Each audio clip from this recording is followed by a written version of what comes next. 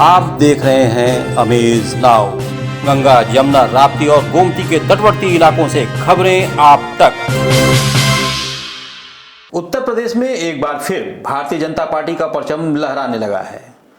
403 विधानसभा सीटों वाले उत्तर प्रदेश में अब तक मिली जानकारी के मुताबिक भारतीय जनता पार्टी ने बहुमत का आंकड़ा पार कर लिया है। 2022 विधानसभा चुनाव कई मायने में ऐतिहासिक रहा। 2017 के चुनाव में जहां बीजेपी ने गोरखपुर की 8 सीटें प्राप्त की थी, इस बार सभी 9 सीटों पर झंडा गाड़ा है।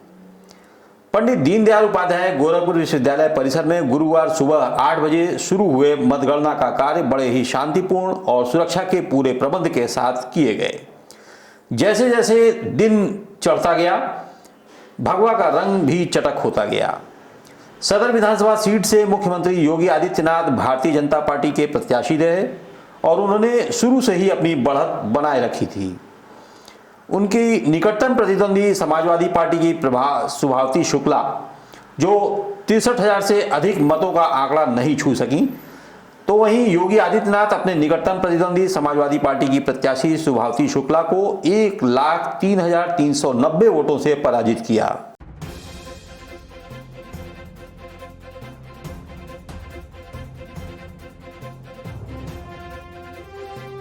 चिल्लूपार विधानसभा सीट से बीजेपी प्रत्याशी राजेश त्रिपाठी ने पहली बार क्षेत्र में कमल खिलाया और अपने निकटतम प्रतिद्वंदी समाजवादी पार्टी प्रत्याशी विनय शंकर तिवारी को 31,800 वोटों से पराजित किया।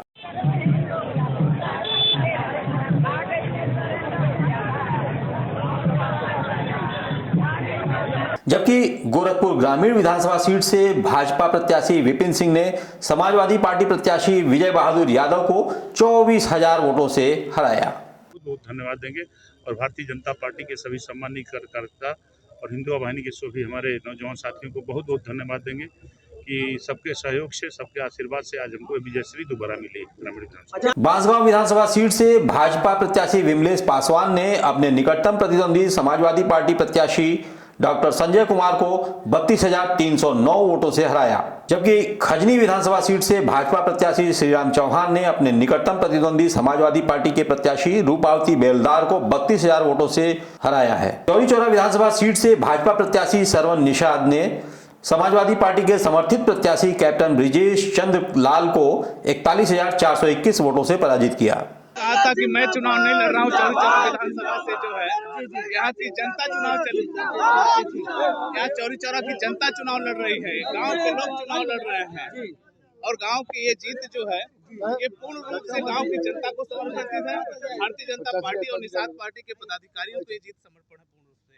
इसी प्रकार पिपराइच विधानसभा से भाजपा प्रत्याशी महेंद्रपाल सिंह ने अपने निकटतम प्रतिद्वंदी समाजवादी पार्टी प्रत्याशी अमरेंद्र निषाद को 65,000 वोटों से पराजित किया।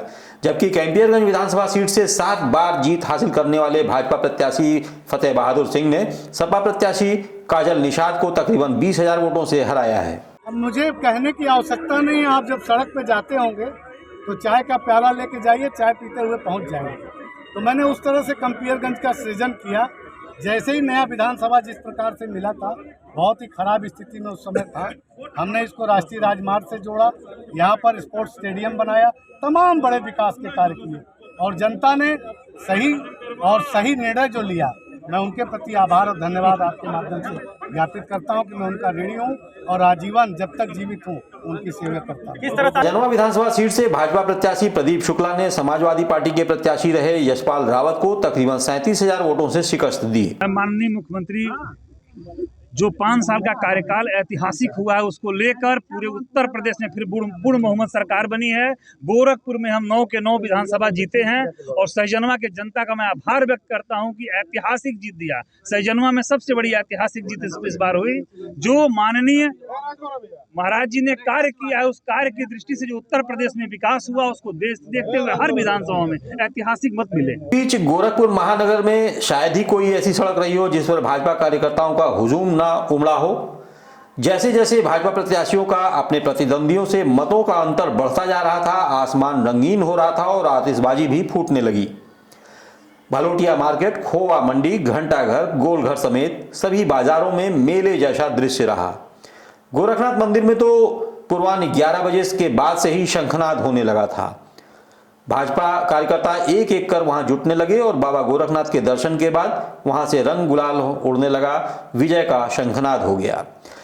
हमारे रिपोर्टर्स ने कभी उत्साही कार्यकर्ताओं और कभी विजयी प्रत्याशियों से बातचीत की। सभी ने योगी और मोदी को इस जीत का श्रेय दिया। मोदी जी ने कहा था कि इस बार जो है वो होली के पहले एक होली खेली जाएगी और आप मेरे पीछे देख सकते हैं किस तरह महिलाएं पूरी तरह से होली खेल रही हैं और बीजेपी की जीत का मोदी जी ने कहा था कि होली के पहले एक होली खेली जाएगी 10 तारीख को। होली तो हम लोग खेल ही रहे हैं और इतना बढ़िया से मेरा 9 विधानसभा जीते हैं, 9 प्रत्याशी और 300 पार किए हैं मेरे मुख्यमंत्री जी। क्या कहना चाहेंगे जिस तरह से निषाद पार्टी और आप लोगों ने साथ मिलकर लड़ा, निषाद पार्टी के लोग भी आप लोगों के साथ हैं, कितना खुशी है? बहुत खुशी है। एक तो खुशी है कि मुख्यमंत्री जी मेरे ही गोरखपुर के हैं तो बहुत अच्छा लग रहा है।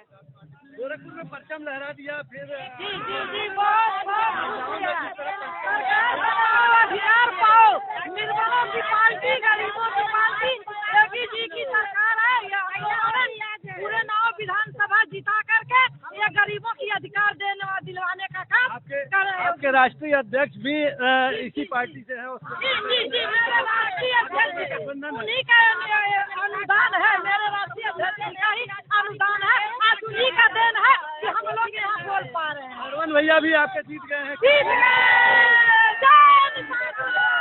महिलाओं के अंदर जो उत्साह देखा जा सकता है उसे साफ लगता है कि जो है महिलाएं जो है बढ़ चढ़कर जो है मतदान में हिस्सा ली थी, जिसका परिणाम मिल रहा है।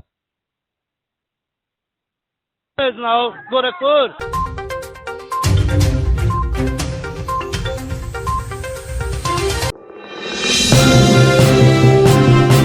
आप देख रहे हैं अमेज नाउ। गंगा, यमुना, राप्ती और गोमती के तटवर्ती इलाकों से खबरें आप तक।